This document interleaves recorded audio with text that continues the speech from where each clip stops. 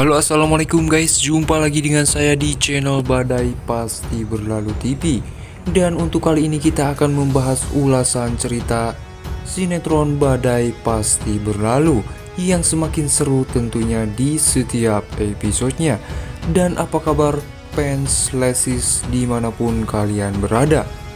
Dan apa kabar fans Helsis? Semoga kalian diberikan kesehatan, dipanjangkan umur, dan dimurahkan rezekinya. Amin ya robbal alamin. Sebelum lanjut ke videonya, alangkah baiknya yang baru menemukan channel ini silahkan tekan tombol subscribe-nya dan nyalakan juga lonceng notifikasinya agar kalian tak ketinggalan notifikasi info terupdate dari channel ini. Semakin seru dan menarik untuk kita saksikan sinetron Badai Pasti Berlalu di setiap episodenya. Dan saya sarankan juga silahkan tonton videonya sampai habis agar tidak ada kesalahpahaman. Di adegan sebelumnya terlihat di mana Leo yang sangat kesal, di mana si Ardan yang bertanya kepada si Leo, apakah lu mau tes DNA anak lu? Dan disitu Leo pun berkata, enak aja lu bilang anak gue. Dan di adegan lainnya di mana Leo yang bertemu dengan Dokter Cory, dan disitu Leo berkata, kakak lebih baik tenang dan harus lebih berpikir lebih jernih. Dan disitu Dokter Cory pun marah kepada Leo. Ini semua karena Helmi, karena kakak sudah cinta kepada Helmi, tetapi kamu menghancurkan semuanya. Dan Leo pun terdiam dengan ucapan Dokter Cory. Di adegan lainnya di mana Siska yang dijebak oleh si Reta, di mana si Reta yang memojokkan Siska. Siska yang dituduh mengambil uang yayasan, dan disitu Siska pun tidak tahu menahu kalau dia merasa tidak mengambil uang itu. Dan ibu yayasan pun semakin mempertanyakan kepada Siska, dan Siska pun menyuruh ganti uang tersebut. Dan si Reta pun memojokkan Siska dan mengatakan, dan tante pun menunjukkan surat yang ditandatangani oleh Siska. Ini tanda tangan kamu kan, ucapnya si tante itu. Akan tetapi di situ Siska pun malah kesal kepada si Reta. Ini pasti ulah kamu, dan kamu yang sudah memalsukan tanda tangan aku, ucapnya Siska, karena semua ini tidak mungkin.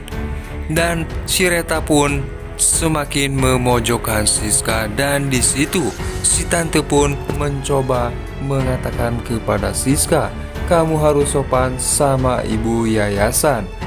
Dan Siska pun merasa tidak enak, dan ibu yayasan pun menyuruh Siska untuk pulang dan mengumpulkan uang itu untuk dikembalikan. Dan di situ si Reta pun semakin puas melihat penderitaan Siska, dan akhirnya Siska pun beranjak untuk pulang. Di adegan di mana Siska yang sedang di perjalanan dan tidak tahu harus berbuat apa-apa, tiba-tiba Siska pun dikejutkan dengan dihampiri oleh si Bonbon, di mana si Bonbon yang menghampiri Siska yang sedang sedih. Di situ si Bonbon mengatakan kalau dia sedang main bersama temannya, dan Siska pun, kamu harus hati-hati mainnya, jangan terlalu berlebihan. Di situ pun si Tiara melihat Siska dan juga si Bonbon.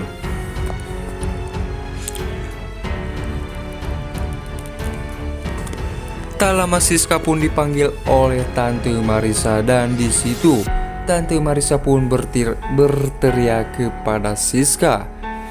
Dan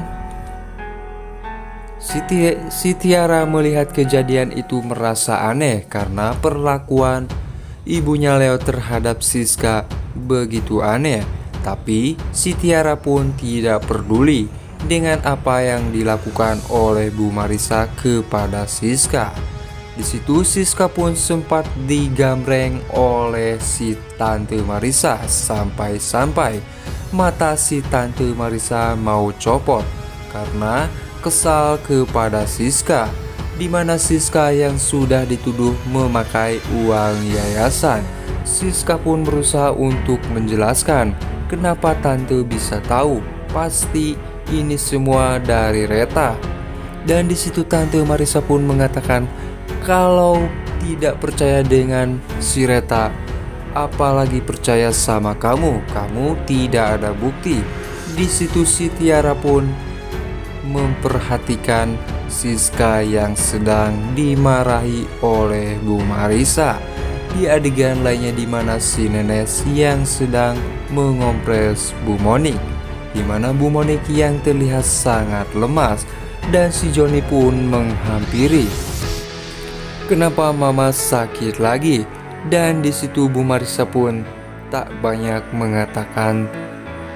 Dan seketika saja si Nenes pun mengatakan kepada si Joni, bukannya Mas John juga sudah tahu apa masalahnya? Semalam Pak Sidik datang ke sini meminta Pak Diki untuk tidak mengganggu anak-anaknya. Dan tadi pagi ibunya Leo datang ke sini mengatakan kalau Siska tidak akan punya keturunan. Semakin pusing Bu Monik. Di situ si Joni pun sempat berpikir akan menanyakan langsung kepada Siska. Akan tetapi di situ Bu Monik pun melarang si Joni untuk menanyakan hal itu karena tidak baik juga untuk mempertanyakan hal seperti itu. Dan Bu Monik pun terlihat sangat lemas dan pusing. Dan akhirnya si Joni pun mendengarkan perkataan Bu Monik. Di adegan lainnya di mana Bu Marissa yang masih menggambreng Siska, di mana Bu Marissa mengatakan kepada Siska, kamu jangan beritahu Leo karena kamu sudah cukup membuat Leo pusing. Dan Siska pun hanya terdiam sesambil dia meneteskan air mata. Nah guys, gimana menurut pendapat kalian untuk episode malam ini? Silahkan tulis di kolom komentarnya. Semoga saja Helmi cepat kembali ya guys. Dan sekian, sampai jumpa di episode selanjutnya. Jangan pernah bosan untuk tetap pantengin terus sinetron Badai Pasti Berlalu yang semakin rumit untuk kita saksikan. Dan sekian untuk ulasan cerita episode malam ini. Sekian, sampai jumpa di episode selanjutnya. Jangan lupa like, comment, share, and subscribe-nya. Wassalamualaikum warahmatullahi wabarakatuh.